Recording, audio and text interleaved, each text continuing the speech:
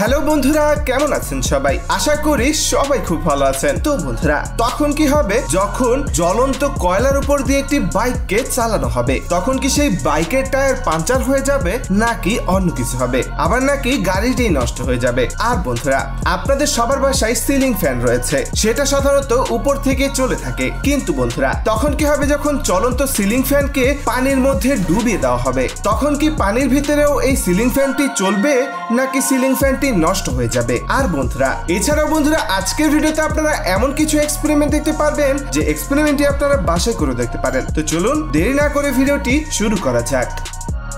Number 5, fan under water. বন্ধুরা, আপনাদের বাসায় সিলিং ফ্যান রয়েছে, যে সিলিং ফ্যানগুলোর মাধ্যমে আমরা বাতাস পেয়ে থাকি। তখন কি হবে যখন এই সিলিং ফ্যানকে পানির মধ্যে ডুবিয়ে দেওয়া হবে? তখন কি এই সিলিং ফ্যানটি পানির মধ্যে চলবে, নাকি সিলিং ফ্যানটি পানির কারণে নষ্ট হয়ে যাবে? চলুন এই এক্সপেরিমেন্ট থেকে দেখে আসি। তো প্রথমে এই এক্সপেরিমেন্টটি করার জন্য এমন একটি ছোট বাথটাব পুল নেওয়া হয়, যেটার মধ্যে পানি ভরা ছিল। এরপর সেই পুলের মধ্যে চলন্ত হেয়ার ড্রায়ার দিয়ে দেওয়া হয়। আর তখন তো আপনারা দেখতে পাচ্ছেন পানির ভিতরেও এই হেয়ার ড্রায়ারটি চলাচল করছিল।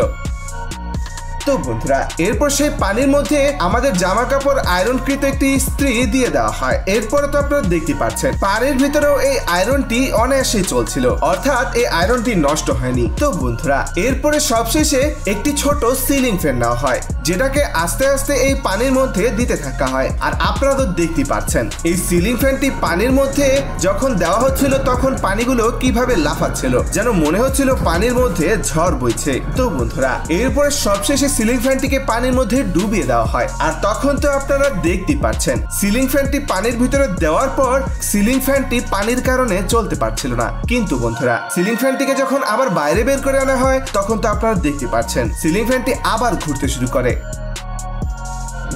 নাম্বার 4, টি ব্যাগ এক্সপেরিমেন্ট। বন্ধুরা, আমরা সাধারণত চা খাওয়ার জন্য অনেক সময় টি ব্যাগ ইউজ করে থাকি। আর আপনারা কারা কারা এই ধরনের টি ব্যাগ ইউজ করেন তা অবশ্যই কমেন্টে জানিয়ে দিবেন। তো বন্ধুরা, এই এক্সপেরিমেন্টটি করা হবে এই টি ব্যাগ দিয়ে। তো প্রথমে এই এক্সপেরিমেন্টটি করার জন্য টি ব্যাগের ভিতরে থাকা চা পাতিগুলো বাইরে বের করে নেওয়া হয়। এরপর টি ব্যাগের কাগজটিকে দাঁড়া করে রাখা হয়। এরপর যখন একটি গ্যাস লাইটার দিয়ে এই টি ব্যাগের উপরে আগুন লাগিয়ে দেওয়া হয়, তখন তো আপনারা দেখতে পাচ্ছেন আগুনটির সাথে সাথে এই টি ব্যাগকে জ্বালিয়ে দেয়। আর আগুনটি যখন নিভে যাচ্ছিল, তখন টি ব্যাগের শেষ অংশটি আকাশে উড়ে যায়, যেন মনে হচ্ছিল টেবিল থেকে কোনো রকেট আকাশে উড়ে যাচ্ছে।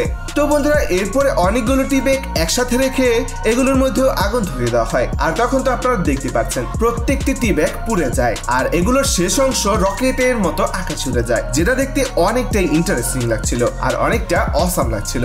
তো বন্ধুরা, এক্সপেরিমেন্টটি আপনার কাছে কেমন লেগেছে তা অবশ্যই কমেন্টে জানিয়ে দিবেন কিন্তু। Number 3, larva versus banana. বন্ধুরা, তখন কি হবে যখন একটি কলাকে এই লার্ভাগুলোর মধ্যে দিয়ে দেওয়া হবে? চলুন দেখে আসি। তো প্রথমে এই এক্সপেরিমেন্টে লার্ভাগুলোর মধ্যে একটি আস্ত আম দিয়ে দেওয়া হয়। এরপরে তো আপনারা দেখতে পাচ্ছেন এই লার্ভাগুলো আস্তে আস্তে এই আমকে খেতে থাকে।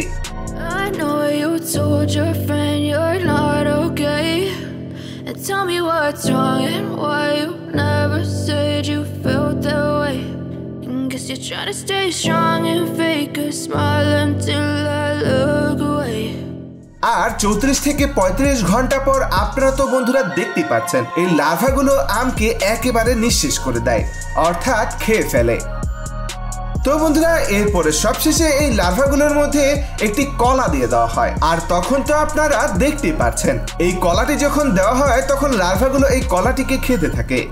Yeah, I'm about to fade away, cause every time I wake up I feel like it's Monday. Something's going wrong with all the chemicals up in my brain. All of a sudden I don't look at anything the same way. Gotta build up of my thoughts sitting in an ashtray. I'm sorry that I'm... আর এই কলাটি খেতে এই লার্ভাগুলোর প্রায় 39 থেকে 40 ঘন্টা সময় লেগেছিল। তো বন্ধুরা, এক্সপেরিমেন্টটি আপনার কাছে কেমন লেগেছে তা অবশ্যই কমেন্টে জানিয়ে দেবেন কিন্তু। Number 2, 3D hologram experiment. বন্ধুরা, এই এক্সপেরিমেন্টটি অনেকটা ইন্টারেস্টিং হতে চলেছে, কারণ এই এক্সপেরিমেন্টটি আপনি আপনার বাসায় করে দেখতে পারেন। তো এই 3D হলোগ্রাম দেখার জন্য এমন একটি কোণাকৃতির অবজেক্ট তৈরি করে নিতে হবে, যেটা তৈরি করার জন্য আপনি যে কোনো স্বচ্ছ প্লাস্টিক ইউজ করতে পারেন, সেটা হোক কোনো বোতলের প্লাস্টিক অথবা অন্য কিছু। তো সেটাকে এভাবে তৈরি করে নেওয়ার পর মোবাইলের উপরে রেখে এমনই 3D হলোগ্রাম ভিডিও চালু করে দেওয়া হয়। আর তখন তো আপনারা দেখতেই পাচ্ছেন এই কোণাকৃতির অবজেক্টটির মাঝখানে 3D অবজেক্টগুলো যেন ভাসছিল, যেন মনে হচ্ছিল এগুলো হয়তো আসলেই ঘটছে।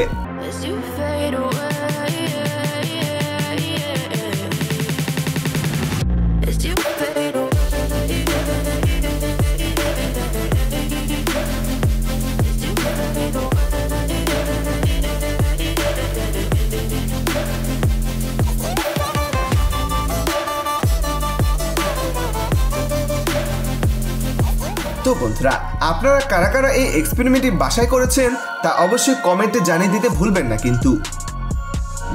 Number 1, bike on fire coal.